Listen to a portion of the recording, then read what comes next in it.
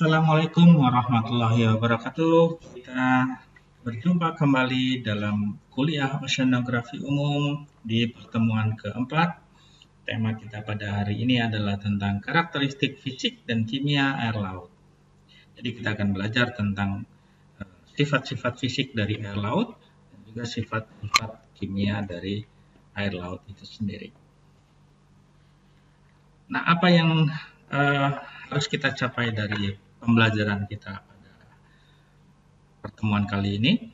Yang pertama adalah kita paham tentang molekul air dan sifat uniknya, bagaimana bisa ada garam di dalam air tersebut terkait dengan sifat dari molekul air itu sendiri. Kemudian ada istilah atom, ada istilah temperatur, bahang spesifik, dan harus bisa Anda jelaskan dengan baik. Kemudian yang kedua adalah mengetahui tentang jenis bahan yang terlarut di dalam air laut. Kemudian apa pentingnya pelarutan tersebut dan bagaimana perbedaannya terhadap waktu. Serta yang ketiga adalah menjelaskan tentang variasi salinitas, suhu, dan tekanan di dalam air laut, bagaimana bisa mengubah sifat fisik kimia, serta bagaimana interaksi antara salinitas, suhu, dan tekanan itu sendiri terkait dengan sifat dari air laut itu. Nah, kita mulai pembahasan kita dengan sifat unik atau karakteristik unik dalam air itu. Air secara global, secara general, secara umum, itu memiliki sifat-sifat yang unik. Yang pertama, air itu bisa berada dalam bentuk fase yang berbeda. Ditemukan dalam bentuk padat, dalam bentuk cair, bahkan dalam bentuk gas. Jadi ketiga fase itu air ditemukan atau bentuk dari air itu ada dalam tiga jenis yang berbeda. Kemudian air itu mampu menyimpan panas itu dengan baik.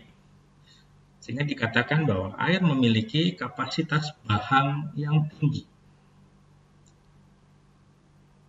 Nah, dengan kemampuan ini, maka air bisa memiliki atau berperan dalam proses pengaturan iklim. Kenapa bisa demikian? Karena ketika air itu mendapatkan panas, kemudian panasnya disimpan, maka akan berpengaruh terhadap suhu secara keseluruhan. Yang ketiga, air itu digunakan sebagai pelarut. Hampir semua bahan, semua molekul, semua jenis persenyawaan itu bisa dilarutkan di dalam air. Sifat unik dari air. Kemudian struktur molekulnya. Bagian terkecil dari suatu zat itu kita kenal sebagai atom. Atom itu memiliki inti, kemudian memiliki juga muatan. Bagian dari atom itu ada muatannya. Muatan itu terdiri dari muatan positif yang kita sebut sebagai proton, muatan negatif adalah elektron, serta muatan yang sifatnya netral atau neutron. Nah, jika suatu unsur itu memiliki atom, maka dia dikatakan stabil kalau sifatnya adalah netral. Jadi jumlah atom dengan jumlah proton dan neutron serta elektron yang sama. Atom-atom yang bermuatan positif ataupun bermuatan negatif, maka muatannya itu kita sebut sebagai ion. Ion positif dan ion negatif. Kemudian atom-atom ini terikat secara kimia dengan atom yang lain, baik yang jenisnya sama ataupun yang jenisnya berbeda. Kemudian atom ini akan membentuk molekul.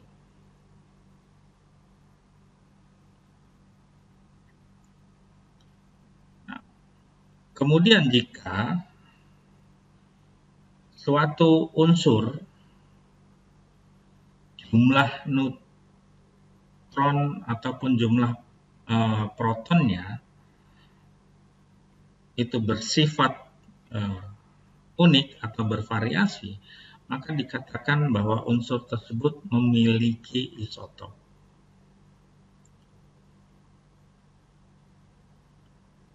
Atau dengan kata lain bahwa suatu atom itu memiliki isotop jika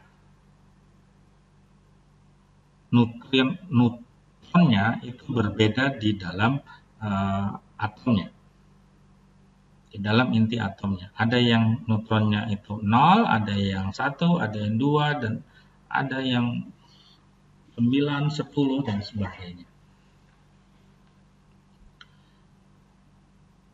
Lalu bagaimana dengan air?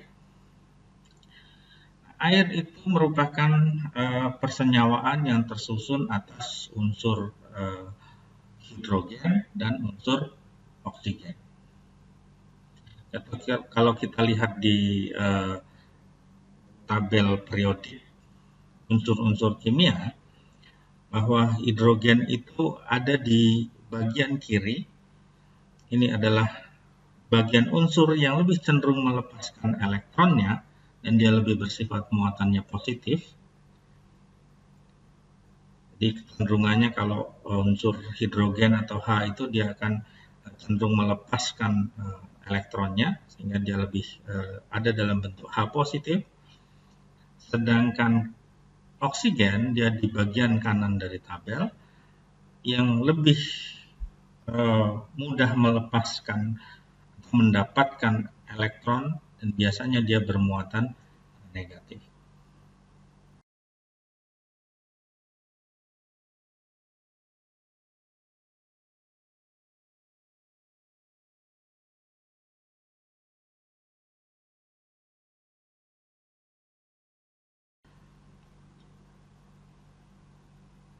Nah, di dalam sifatnya H2O tadi, itu ada dalam bentuk gas, cair, dan juga dalam bentuk padat. Nah, dalam bentuk yang berbeda ini, struktur molekulnya itu juga berbeda-beda. Kalau kita lihat di sini, ketika air ini dalam bentuk padat, biasanya dalam wujud es, maka ikatan molekulnya itu membentuk struktur tertentu, saling berikatan antara satu molekul dengan molekul yang lainnya. Sedangkan dia dalam bentuk cairan atau dalam fase cairnya, molekul ini tidak keseluruhannya terikat dengan molekul lainnya. Ada molekul yang bebas. Kemudian dalam bentuk gas, molekul-molekulnya itu memiliki jarak yang cukup jauh. Kemudian jumlah molekulnya juga relatif lebih sedikit dibandingkan ketika dalam bentuk fase cair ataupun fase padat. Nah, air itu akan berubah dari satu fase ke fase yang lainnya tergantung dari faktor yang berpengaruh terhadap perubahan fase tersebut. Dalam hal ini adalah temperatur dan tekanan. Air itu akan ada dalam fase yang padat, itu pada tekanan yang relatif tinggi dan temperatur yang rendah. Kemudian pada temperatur yang sangat tinggi dan tekanan yang rendah, dia ada dalam bentuk gas. Kemudian pada temperatur yang cukup tinggi dan tekanannya juga relatif tinggi, kecenderungannya ada dalam fase liquid. Perubahan temperatur dan tekanan ini akan merubah fasenya dari padat ke cair, kita sebut sebagai pelelehan atau meleleh. Kemudian dari cair ke padat itu kita sebut sebagai pembekuan atau membeku. Kemudian dari cair ke gas itu adalah penguapan. Dari gas ke cair itu adalah peristiwa kondensasi. kemudian dari padat ke gas itu adalah menyublim peristiwanya, kemudian dari gas ke padat peristiwanya kita sebut sebagai deposisi.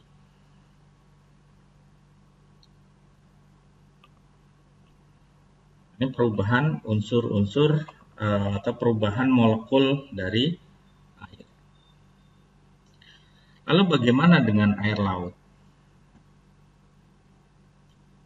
Air laut itu memiliki karakteristik yang hampir sama dengan air pada umumnya, hanya yang membedakan adalah adanya salinitas. Sifatnya terhadap temperatur, kemudian terhadap densitas, kemudian terhadap tekanan secara umum itu hampir sama. Hanya kemudian dengan adanya salinitas, dia akan berpengaruh terhadap densitas.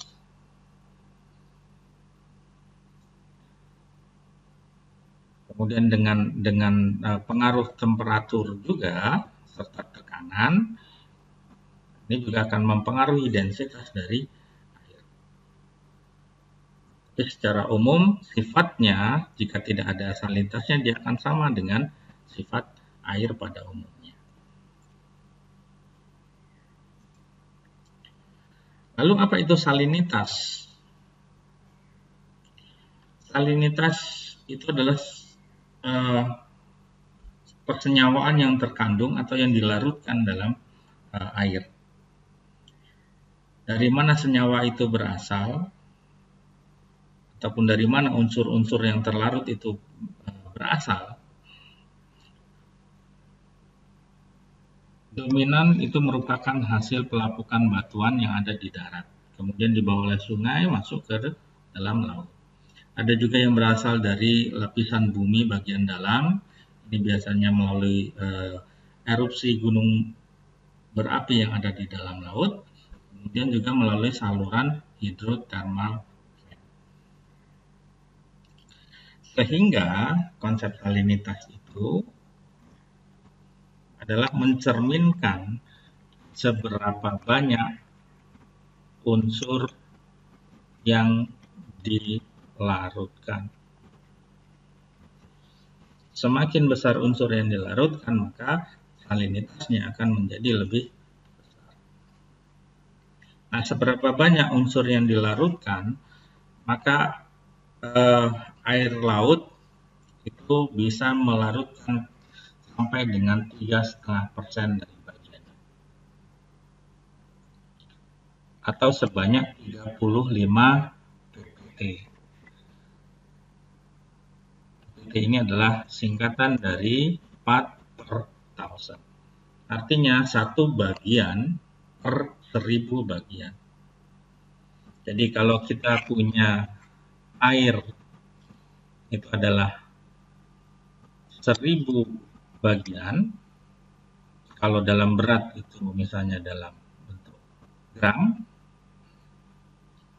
maka unsur terlarutnya itu adalah, kalau dia 35 ppt, artinya 35 gram. Ada 35 bagian unsur terlarut dalam 1000 gram air laut. Nah, 35 ppt atau 3,5% itu terdiri apa saja? Secara keseluruhan dia lebih dari 70 elemen. Nah, tetapi dari 70 elemen ini ada elemen-elemen yang utama. Nah, elemen utama itu kenapa? Karena jumlahnya yang relatif lebih besar.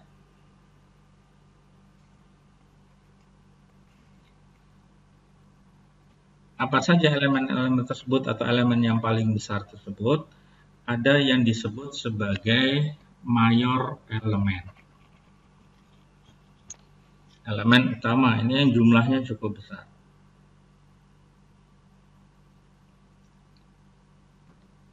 Apa saja? Ada klorid atau Cl, kemudian ada sodium atau Na, ada sulfat, ada magnesium, dan lain sebagainya. Nah, karena jumlah dari elemen yang pertama, yaitu klorid dan sodium atau natrium, ini hampir sekitar 85%,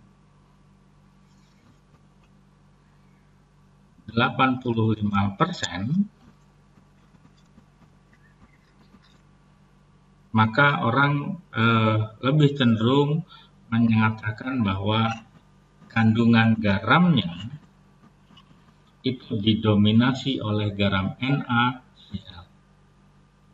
Jadi ada orang yang menyebutkan garam apa yang ada di dalam air laut, garamnya adalah NaCl, karena unsur terbesarnya adalah unsur klorida dan natrium. Nah, selain unsur mayor, ada juga unsur minor.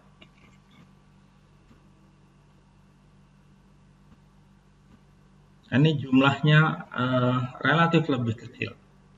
Kalau unsur mayor itu jumlahnya adalah per thousand atau 1/1000, unsur minor itu jumlahnya ada dalam bentuk ppm atau part per million, artinya 1 bagian per 1 juta bagian.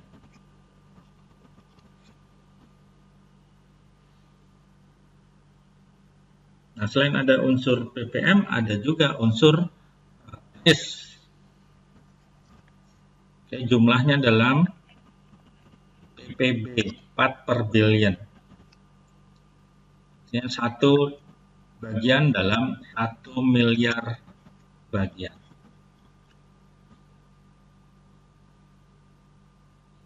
Nah, untuk salinitas konsepnya didekati dengan part per thousand, karena berdasarkan elemen-elemen atau konstituen unsur dari yang terlarut dalam unsur mayornya.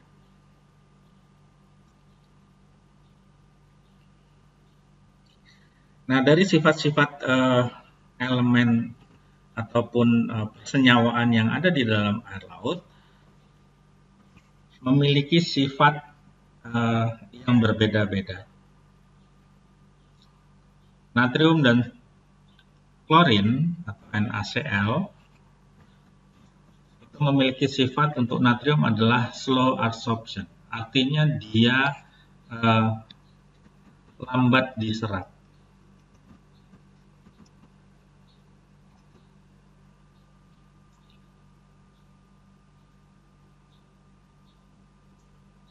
Dan juga lambat untuk dibuang atau dihilangkan.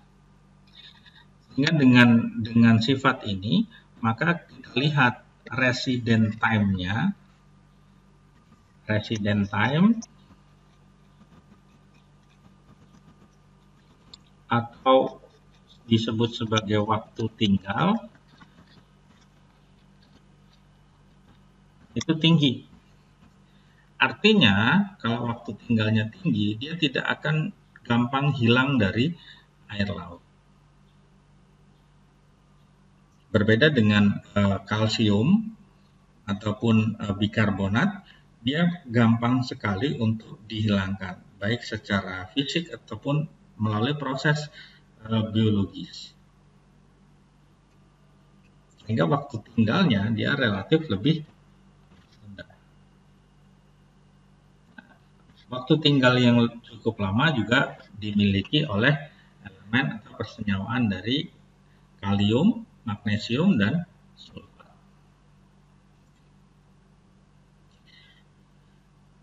Nah, salinitas itu berbeda-beda di setiap daerah atau di setiap wilayah.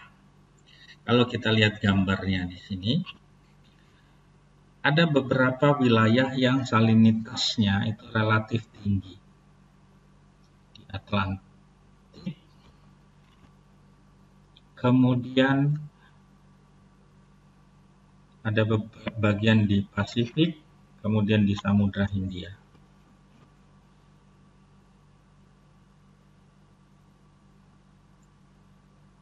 Nah, kalau kita lihat di sini, antara Pasifik kemudian Atlantik, salinitasnya lebih tinggi di Atlantik. Atau dengan kata sederhana, Atlantik itu lebih asin, lebih memiliki salinitas yang lebih tinggi dibandingkan Pasifik. Kira-kira kenapa? Hayo, coba dicari jawabannya. Kenapa ini bisa terjadi? Salinitas di lautan itu berbeda-beda. Ada dua faktor yang dominan terhadap salinitas ini. Yang pertama adalah evaporasi atau penguapan. Kemudian yang kedua adalah hujan.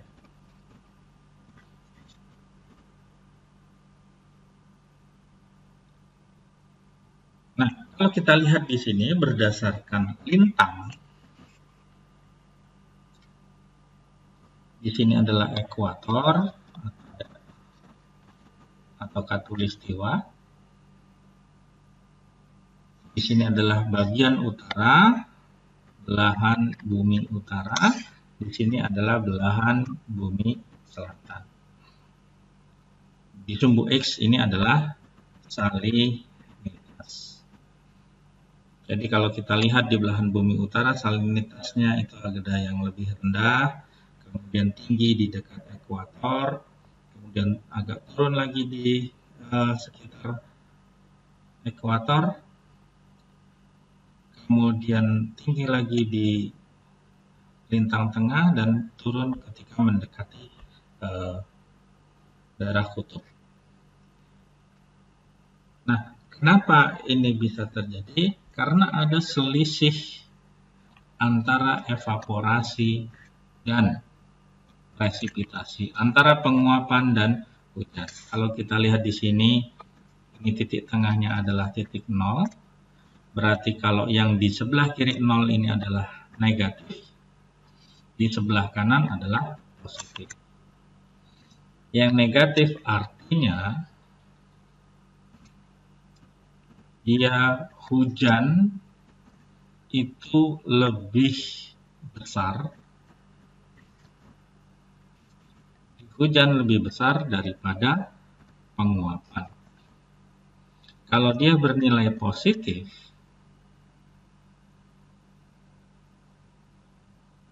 artinya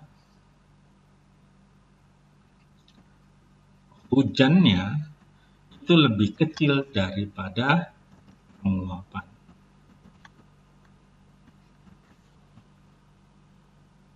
Sehingga lebih banyak diuapkan dibanding di bentuk hujan. Sehingga kalau uapnya lebih banyak, maka dia salinitasnya lebih tinggi.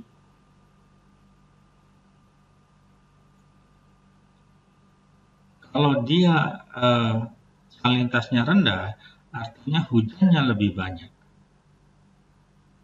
Jadi selisih antara hujan dan evaporasi atau penguapan dengan presipitasi, kalau dia nilainya negatif, artinya presipitasinya lebih besar. Hujannya lebih besar, penguapannya lebih kecil.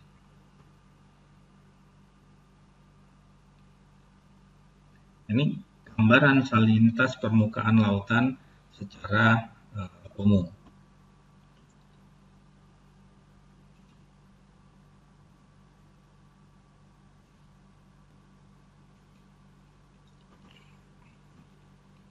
Nah, ternyata sebaran salinitas itu menunjukkan adanya hubungan dengan lokasi atau wilayah.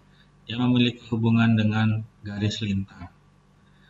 Garis lintang itu berkaitan dengan presipitasi dan evaporasi tadi. Jadi hasilnya tadi jika selisih antara evaporasi dan presipitasinya adalah negatif, maka cenderung salinitasnya lebih rendah. Salinitas laut tertinggi ini ada pada lintang 20 sampai 30 di dekat dengan khatulistiwa.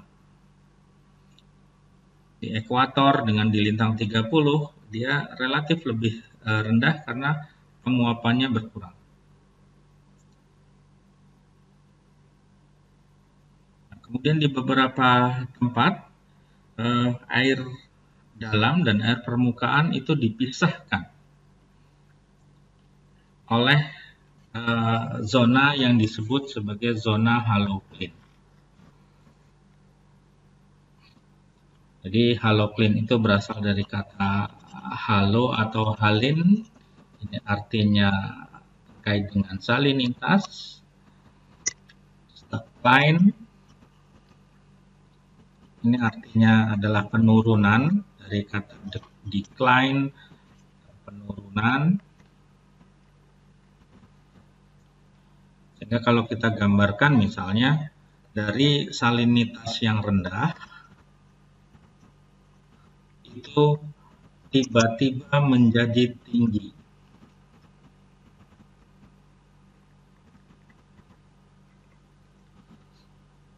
Jadi kalau di permukaan salinitasnya rendah, kemudian di kedalaman tertentu tiba-tiba dia tinggi. Nah, perubahan dari salinitas rendah menjadi tinggi secara tiba-tiba ini, misalnya, ini adalah zona halocline.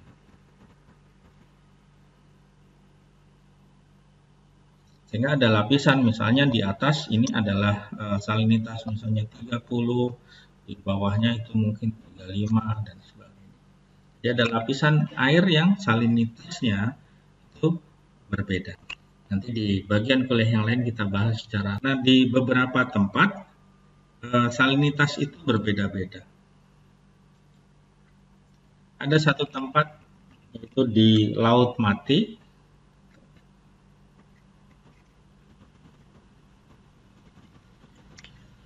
Ini salinitasnya cukup tinggi. Di atas 40. Sehingga dengan kondisi seperti ini kita bisa mengambang di lautnya tanpa pernah tenggelam. Kenapa tidak bisa tenggelam? Karena densitas kita itu lebih kecil daripada densitas di Laut Mati.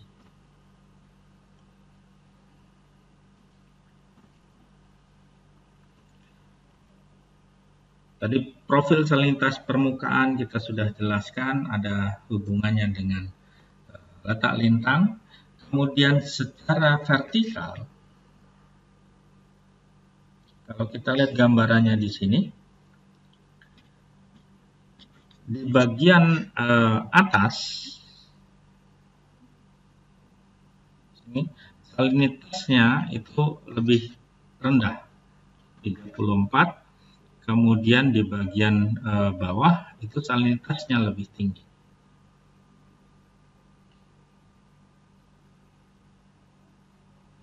Nah, perubahan dari salinitas yang rendah ke tiba-tiba tinggi ini disebut sebagai halocline.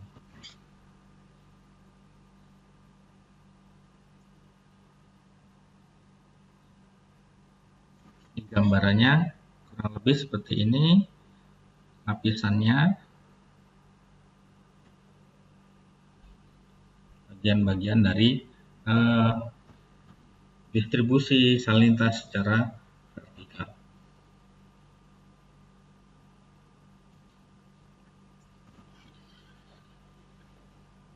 Kemudian air itu memiliki sifat fisik.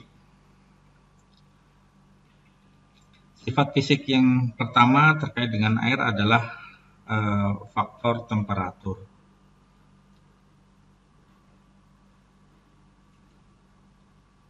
Nah, air itu memiliki kapasitas panas yang cukup tinggi, sehingga untuk menaikkan suhu air sebanyak 1 gram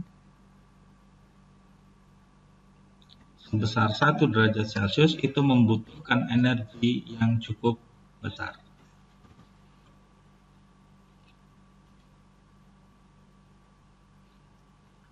Kemudian untuk memisahkan antara hidrogen dengan oksigen itu juga membutuhkan energi yang besar. Nah, dengan sifat ini maka sifat air itu penting untuk menjaga suhu atau sebagai buffering thermal.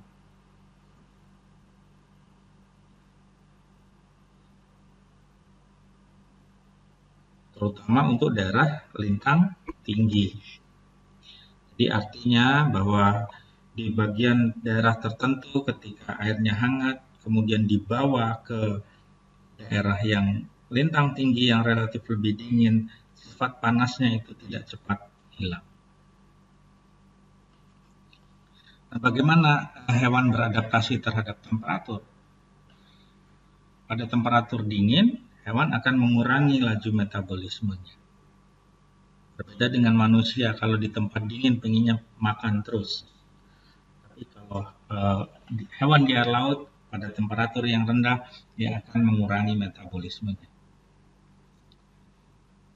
Untuk hewan yang tinggal di daerah yang lebih dingin, memiliki protein khusus yang sifatnya adalah anti beku, supaya jaringannya tidak membeku dan tidak kedinginan. Kemudian ada beberapa hewan yang memiliki warna lebih terang. Dia memiliki sifat lebih dingin dibandingkan hewan yang berwarna gelap.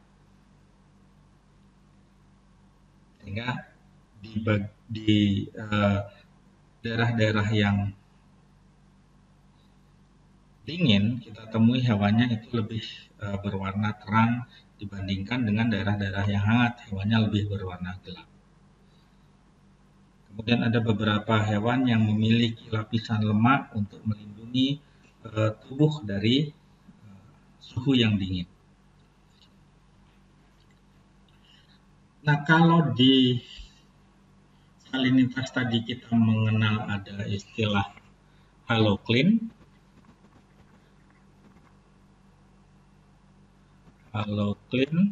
Maka di temperatur ini kita mengenal ada istilah thermocline. Thermocline ini kebalikannya dari halocline tadi. Kalau halocline itu dari salinitas rendah tiba-tiba berubah menjadi salinitas tinggi, tetapi kalau thermocline itu dari temperatur tinggi tiba-tiba berubah ke temperatur yang rendah.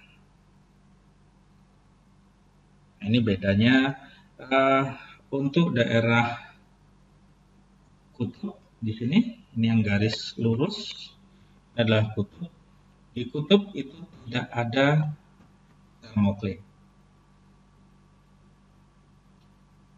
Yang ada thermocline paling banyak ada di daerah beriklim sedang dan daerah tropis. Nah, untuk daerah beriklim sedang itu biasanya terjadi thermocline yang berubah secara musiman. Jadi pada musim-musim tertentu thermocline-nya berubah-ubah.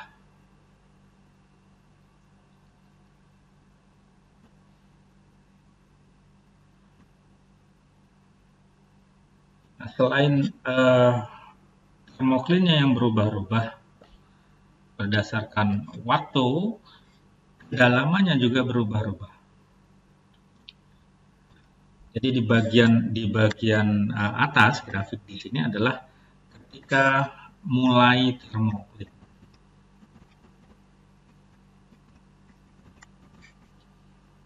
Bagian bawah ini adalah akhir dari thermocline.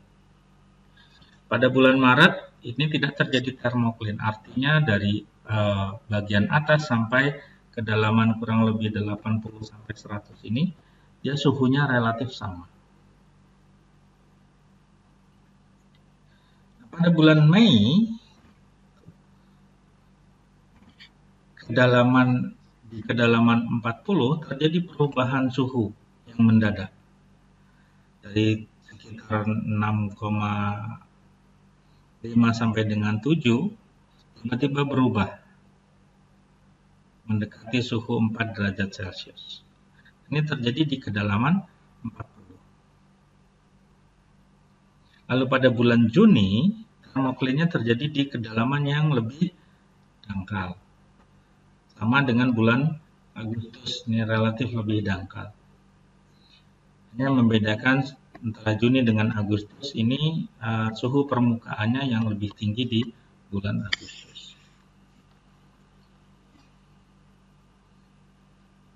Kapan termoklinnya berakhir? Di bulan Januari, termoklinnya terjadi di kedalaman hampir 100 meter. Kemudian di bulan November, termoklin terjadi di kedalaman kurang lebih sekitar 60 sampai dengan 70 meter. Di bulan September itu di kedalaman 20 sampai 40, sedangkan di bulan Agustus ini di kedalaman kurang dari 20 meter. Nah, faktor apa yang berpengaruh? Ini itu adalah terkait dengan cuaca, terkait dengan intensitas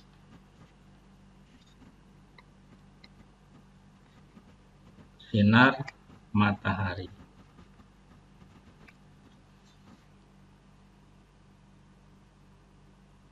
Sinar matahari itu akan mempengaruhi suhu permukaan, ditambah dengan faktor yang lain seperti angin dan percampuran massa air yang menyebabkan termoklin yang berbeda-beda. Nah, salinitas dengan temperatur itu ternyata memiliki hubungan. Hubungan keduanya adalah bahwa keduanya itu akan menentukan densitas atau massa jenis air.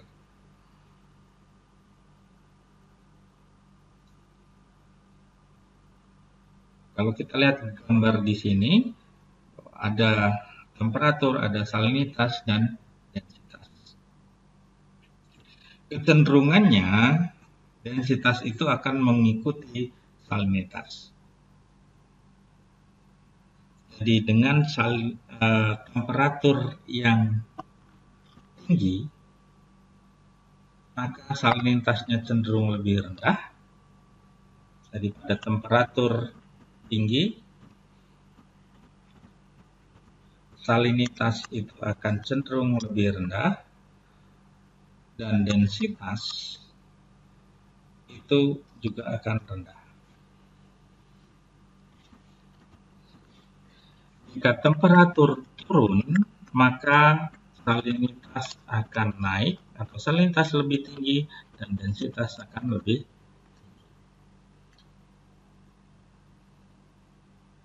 Kenapa di sini bisa terjadi? Ini terkait dengan sifat molekul air tadi. Kalau pada suhu yang tinggi, itu molekul-molekul airnya itu akan jarang. Ini pada suhu yang rendah, pada suhu yang tinggi. Nah, pada suhu yang rendah, molekul airnya ini lebih rapat.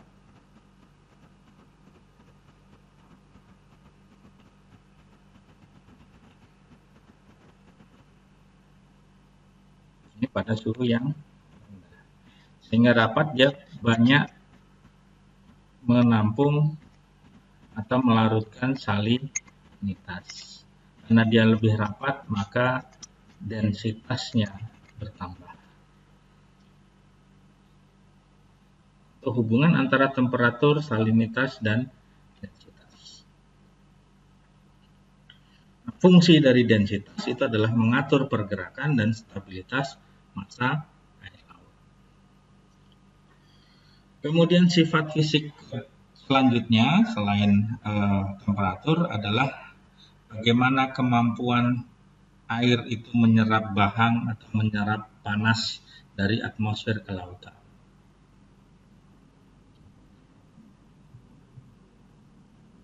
kita tahu bahwa sinar matahari itu memiliki panjang gelombang yang berbeda-beda tergantung dari pancaran yang dikeluarkannya. Kemudian energinya juga berbeda-beda dan energi itu dikonversi dalam bentuk bahang ataupun panas.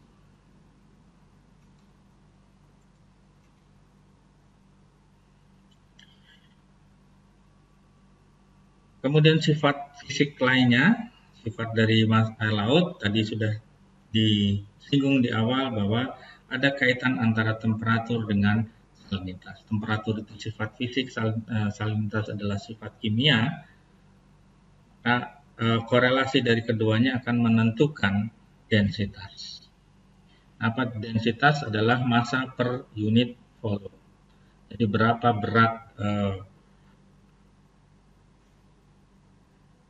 molekul air di dalam satu unit volume atau meter kubik misalnya. Nah, densitas itu berbeda-beda berdasarkan fasenya, ada fase es, fase padat, fase cairan, dan fase uap. Densitas tertinggi itu pada suhu 4 derajat Celcius. Pada air murni itu kurang lebih sekitar 1000 gram per cm kubik atau 1000 gram per 1 liter air.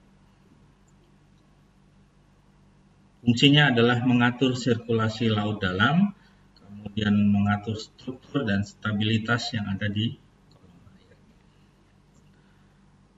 Nah, densitas itu merupakan fungsi dari suhu, salinitas, dan tekanan. Jadi ada hubungan antara suhu, salinitas, dan tekanan, di mana pada suhu yang rendah atau ketika terjadi penurunan suhu, maka salinitas akan meningkat,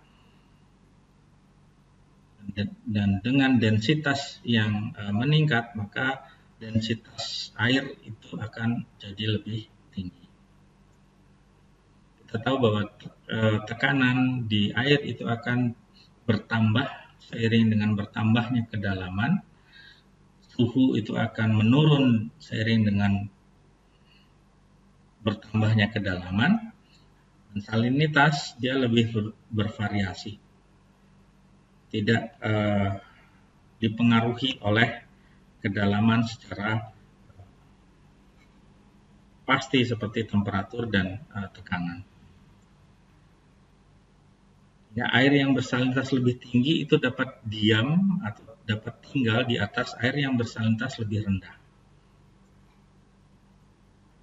Jika air yang salinitasnya tinggi itu memiliki temperatur yang lebih hangat dibandingkan pada salinitas rendah yang suhunya lebih dingin.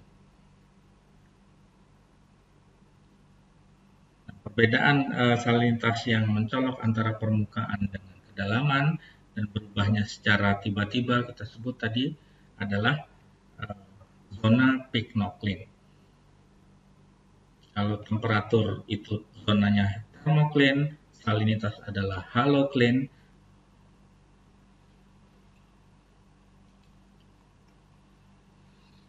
Berdasarkan kondisi thermocline, halocline, dan pycnocline tadi, maka kolom air itu bisa dibagi menjadi beberapa lapisan. Ada lapisan permukaan, ini kurang lebih sampai kedalaman 100 meter. Dan ini hanya merupakan 2% dari volume air laut.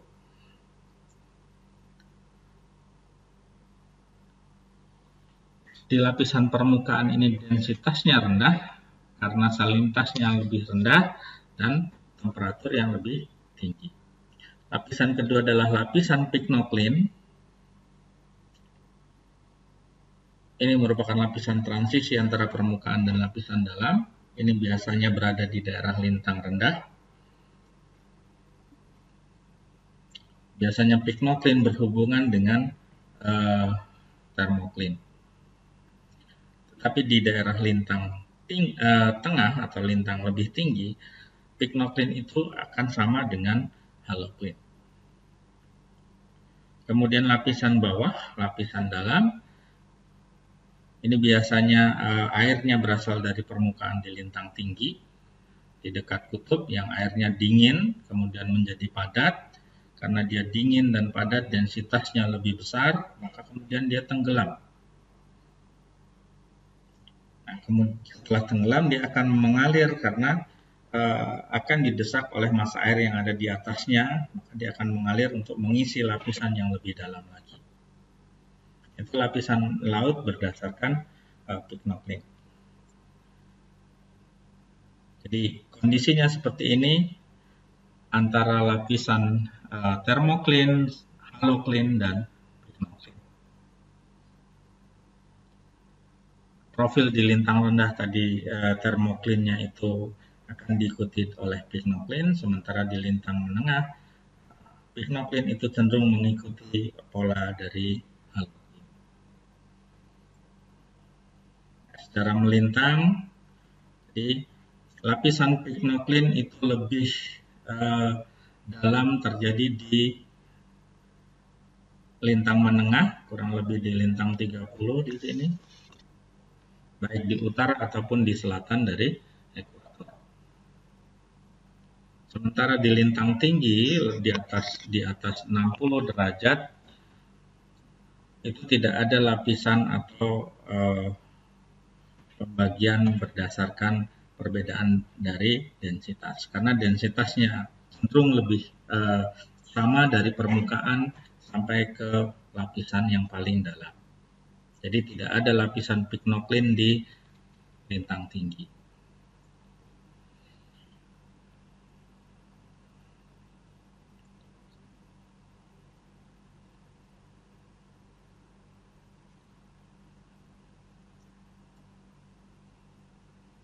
Jadi hubungan antara thermocline dan pycnoplane di lintang yang berbeda, di lintang rendah itu terjadi thermocline dan juga pycnoplane, sementara di lintang tinggi ketika tidak ada thermocline maka pycnoplane-nya juga tidak terjadi.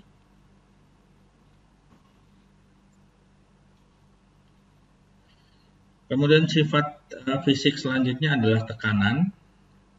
Jadi semakin dalam kedalaman laut, maka tekanannya akan semakin tinggi.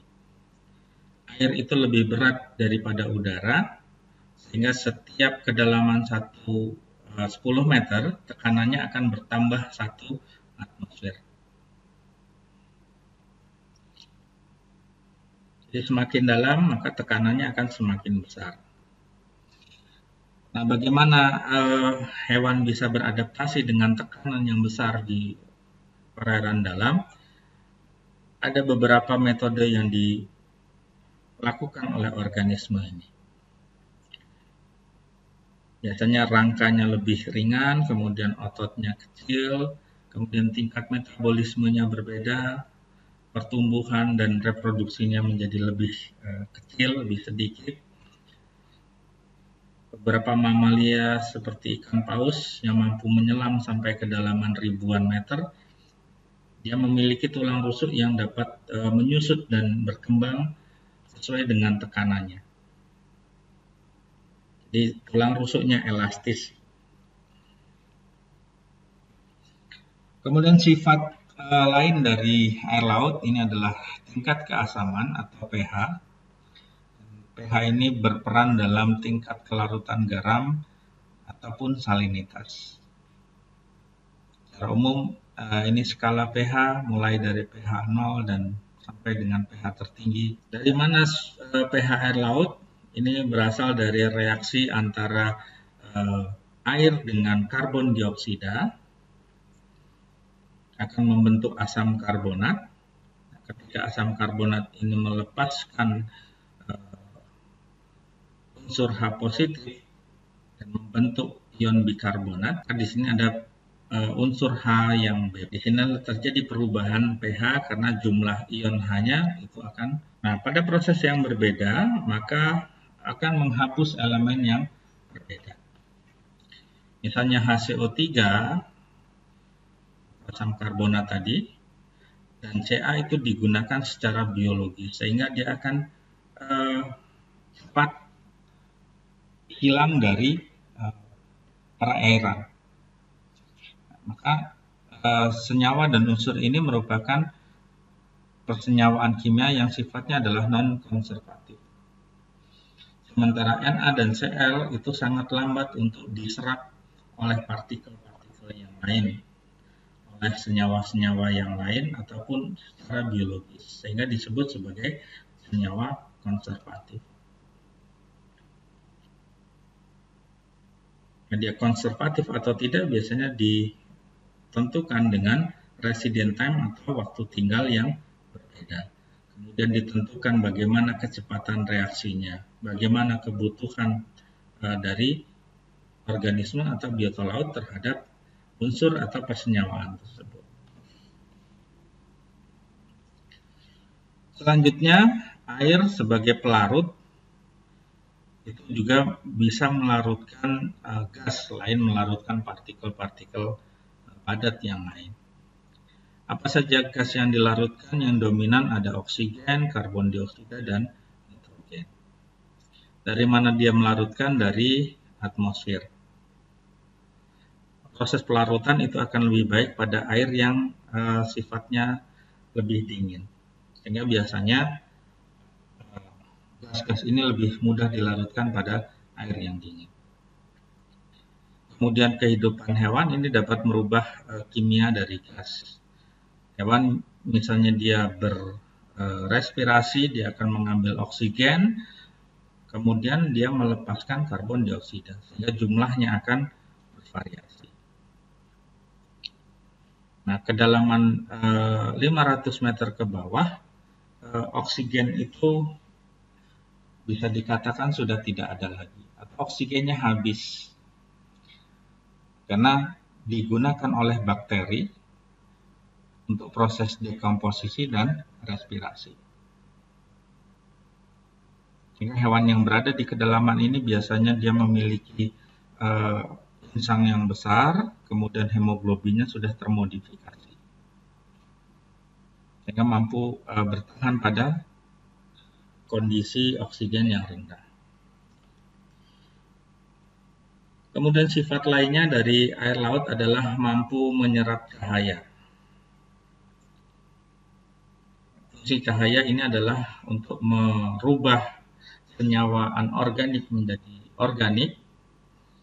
Kita kenal dengan istilah fotosintesis. Kemudian sinar matahari itu hanya mampu menembus sampai kurang lebih kedalaman 100 meter saja dari permukaan. Kemudian kemampuan cahaya menembus itu berbeda-beda tergantung dari kedalaman. Inilah mengapa lautan itu kita lihat seolah-olah berwarna biru, karena warna biru merupakan warna yang paling mampu menembus sampai kedalaman yang lebih dalam dibandingkan dengan warna-warna yang lain. Warna merah ini paling cepat diserap oleh air, sehingga jarang kita melihat air itu berwarna merah. Kalau di perairan dalam hewan berwarna merah itu tidak akan tampak atau tidak terlihat. Nah, cahaya yang masuk itu selain diserap, kemudian dia akan dirubah menjadi energi, dalam hal ini adalah energi panas. Sisanya hanya 100% cahaya saja yang sampai kedalaman lebih dari 100 meter. Penyerapan itu tergantung dari panjang gelombang cahaya yang masuk. Dikatakan di laut terbuka, cahaya biru itu yang paling dalam mampu menembus ke perairan. Jadi kalau kita lihat berdasarkan panjang gelombang misalnya, di sini ternyata panjang gelombang sinar atau cahaya merah itu yang lebih panjang, tetapi dia paling mudah diserap oleh atau difilter oleh air laut. Sedangkan biru, dia panjang gelombangnya lebih rendah, tapi dia mampu menembus sampai kedalaman yang lebih dalam.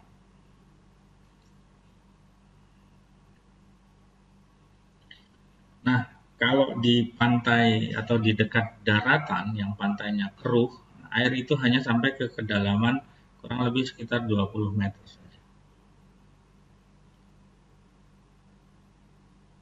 Biasanya airnya itu kalau kita lihat akan berwarna kuning hingga kehijauan. Karena ini memantulkan cahaya yang bisa diserap sampai kedalaman tersebut.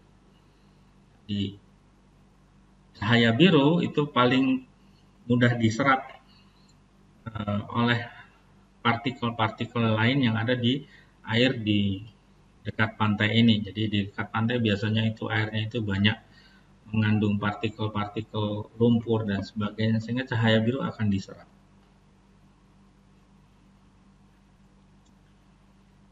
Nah, berdasarkan keberadaan cahaya, maka laut dibagi menjadi dua bagian. Ada zona yang bisa atau mendapatkan cahaya namanya zona fotik, ada zona yang tidak mendapatkan cahaya atau zona afotik. Sifat air selanjutnya adalah menghantarkan gelombang suara. Jadi air itu juga sebagai penghantar gelombang suara sehingga kita bisa menggunakan peralatan untuk mendeteksi kedalaman, untuk melihat ada tidaknya ikan dengan menggunakan gelombang suara. Bagaimana ikan paus berkomunikasi dengan ikan yang lainnya itu juga menggunakan gelombang suara yang disebarkan oleh air laut. Atau sinyal yang dihantarkan atau disampaikan oleh kapal selam itu juga melalui air laut. Nah, di laut itu ada kedalaman tertentu di mana gelombang suara itu dapat dihantarkan lebih cepat dan mampu menempuh jarak yang cukup jauh.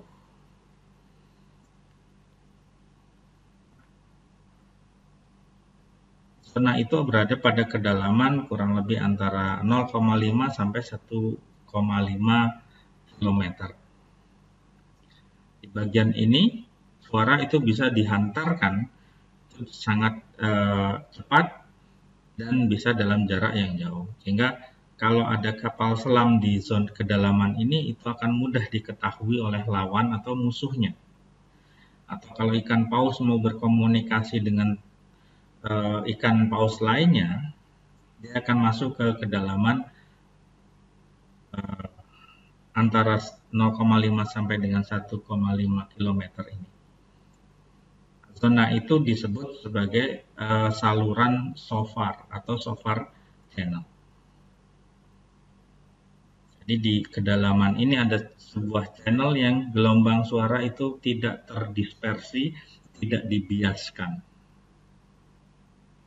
Ya, suaranya akan sampai pada jarak yang jauh. Nah, itulah pembahasan kita tentang karakteristik dari air laut secara fisika, secara kimia. Kita akan berjumpa lagi di pertemuan selanjutnya dalam kuliah oceanografi umum kita. Terima kasih atas perhatiannya. Saya akhiri. Assalamualaikum warahmatullahi wabarakatuh.